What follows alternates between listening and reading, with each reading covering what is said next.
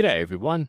You know, for a brief period, I was cycling through several larger Swiss watch offerings, from Glycine to Hamilton, over to Luminox, and now I've landed on another familiar face, so to speak. So let's try and keep it moving and review the Tissot Chrono T1166171606206200, which I'll definitely now just refer to as the Tissot. So here's the specs list of all the details, including case measurements, features, and price. And if you like my content and haven't had a chance till now, a like and subscribe is always appreciated. And before I begin singing the Tissot's praises, you will likely notice something amiss on the watch, and yes, I am 100% aware of it, and I'll talk about that in good time. For now, let's talk happy points. The first thing you'll notice about this Tissot out of the box, besides its extra large size, is the crisp and clean look of that dial, and part of that presentation is helped by the flat sapphire crystal, as I suspect Tissot put on a fairly generous amount of anti-reflective coating here. It's not completely impervious to glare, but on any angle you'll get a good read of a time. And of course it offers the best scratch protection too. Part of the sophisticated look of a Tissot's dial has to do with the choice of colour, anthracite, which is a very dark, almost black shade of grey, and here it has a smooth and sleek finish. The black chapter ring offers a slight contrast along with the white minute track running within it. Each minute is represented by a line, say for every 5-minute interval, which manages to squeeze in the respective numeric value, along with a triangle marker above it. Sitting proudly below those triangles to mark out the hours are these Arabic numerals that have more of a rounded, softer appearance, and I really dig this look, especially from Tissot. Sensible and easy to read, with a hint of dare to be different. These numerals, along with the triangular markers, are raised a little from the dial. They're not applied, but that raised effect, even on the tiny triangles, really makes them stand out and gives the already great looking dial an extra dash of quality. The only numeral absent is the 6, which is replaced by a date complication window using the same color scheme as the dial for better symmetry, along with Swiss made below it. And before I forget, one other detail I love is how that date window sits perfectly in the lower center of the second subdial. It doesn't distract or disorient, but it's readable when you need it.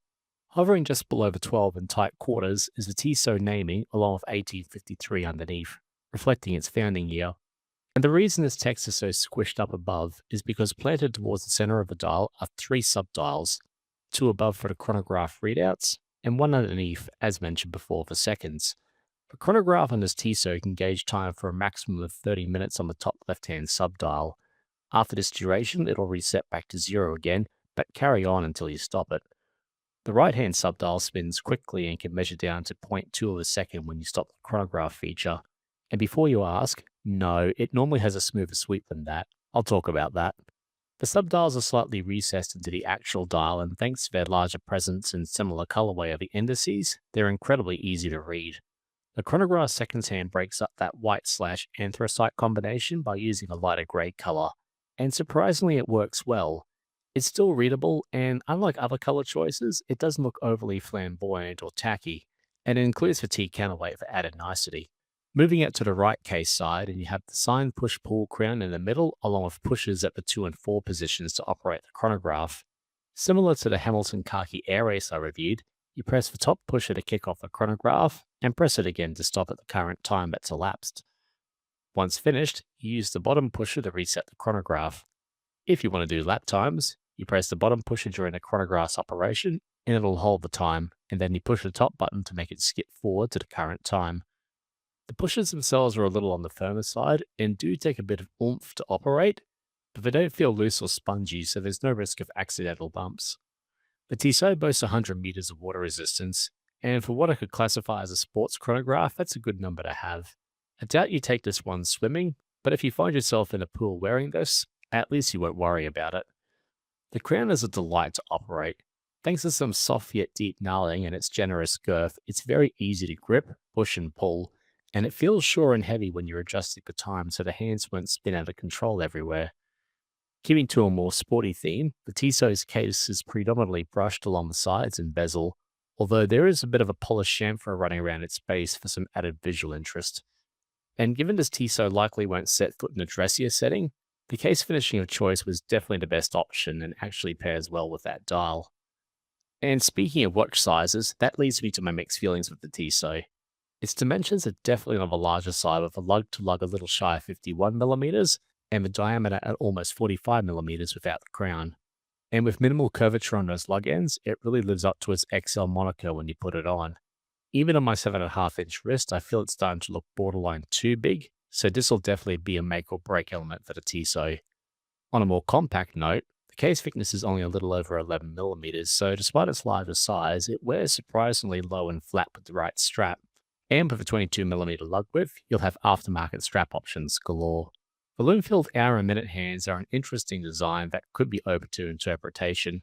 Minus the triangular tapering, they have a bit of a door-themed body shape, and yet they also have a bit of a syringe appearance, sans the needle tip ends. And while they are legible, I feel that they could have been made just a little bit thicker. They just seem a bit underwhelming against the larger backdrop of that dial. And that leads me to the loom. And to be honest, I wasn't holding high hopes for its strength, and I was a little surprised. Granted, the indices become almost illegible after 10 minutes, but the hands are still visible after almost 30 minutes.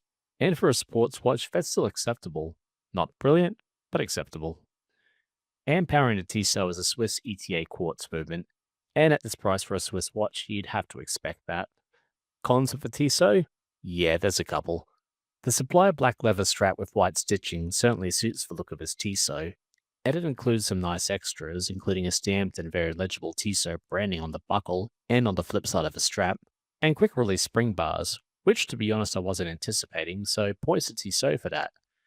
Its biggest drawback, however, is that it's very stiff and it took me some consistent wearing to break it in. Yet even after a couple of months, that stiffness is still felt at the base of the straps. And not only does it feel tight near the top of your wrist, but it makes the watch sit a little higher too. This in turn makes an already large watch appear larger on the wrist, and I swear it looks even bigger compared to the Glycine and Hamilton I owned, which have fairly similar dimensions. The caseback on the Tissot could almost rival Casio in terms of mundaneness. It does at least cast an interesting reflection in the middle when exposed to light, but it's mostly sterile here and has the Tissot branding and specifications running around the outer edge. The bigger disappointment is that it's a snap-on caseback, and it was sealed so tight I had to get a watchmaker to remove it. So unless you got high-quality watch tools and you know what you're doing, you'll be taking this to the professionals to get that case off. And finally, to address the elephant in the room, yes, this watch is broken. The time-telling module decided one day to stop working altogether, and while the chronograph still operates, that sub-seconds hand has developed a bad stutter. This was an eBay purchase from a renowned seller, and the watch went kaput after around 3 months, which was sadly beyond eBay's guarantees and support processes. So while I did save around $100 initially compared to buying it through a jeweler or authorized distributor, I guess this is a great example of penny wise and pound foolish, and needless to say, a valuable lesson learned, especially as the cost to replace the movement will be more than what I paid for the watch itself. Negative experience aside, and assuming you can get your hands on one that works properly, I'd still recommend this Tissot model if you've got a large wrist or if big watches are your bag. Everything about that dial just looks smooth and clean, and those indices look high quality and help to give the watch some extra character, which prevents it from looking too boring or sterile.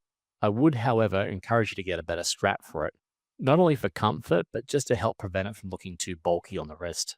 One final disappointment I have is that this model would look better and be much more accessible if the diameter on lug to lug was shrunk just a couple of millimeters. The end result would still be a larger watch, but something that'd definitely be more accessible to other watch enthusiasts. But then again, maybe I'm starting to prefer smaller watch dimensions. If you currently have previously owned this Tissot model, I'd like to hear your thoughts about it. But that's it for now, and thanks for watching, eh?